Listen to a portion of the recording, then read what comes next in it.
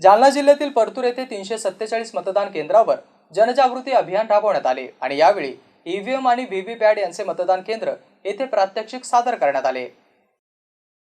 मुख्य निवडणूक अधिकारी महाराष्ट्र राज्य आणि जिल्हाधिकारी तथा जिल्हा निवडणूक निर्णय जालना यांच्या संयुक्त विद्यमाने आणि परतूर विधानसभा मतदारसंघातील 347 मतदान केंद्रावर जनजागृती अभियान राबवण्यात आले आणि यावेळी ईव्हीएम आणि व्हीव्हीपॅट यांचे प्रात्यक्षिक मतदान केंद्र लाल बहादूर शास्त्री कन्या विद्यालय परतूर क्रमांक 225, 226, 227 आणि 228 या केंद्रावरती प्रात्यक्षिक करताना विद्यार्थी दिसत आहे। निवडणूक निर्णय अधिकारी परतूर डॉक्टर प्रतिभा गोरे यांच्या मार्गदर्शनाखाली खालील पथक नियुक्त करण्यात आले। Shri G Ghayal, master trainer Shri S D. More, Shri D B. Hiwale, Shri K B. Sonawane आणि इतर दिसत आहे। Sayyad Juned, MC news, Partur.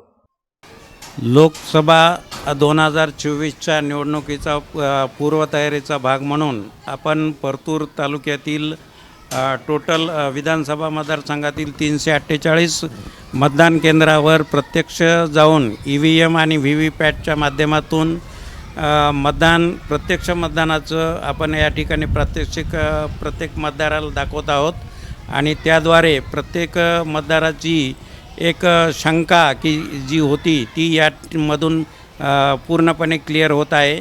ज्याला आपण मतदान करतो त्याच व्हीव्हीपॅटद्वारे आपल्याला ती चिठ्ठी त्या ठिकाणी दिसते आणि त्या ठिकाणी आपल्याला खात्री होते की आपण ज्या उमेदवाराला मतदान केलं त्याची चिठ्ठी त्या व्हीव्हीपॅटमध्ये जमा होती। मी इथे आला असताना इथं ईव्हीएम मशीनची जे जनजागृती आहे तिथं आल्यानंतर सरांनी माझं नाव नोंद केलेलं आहे।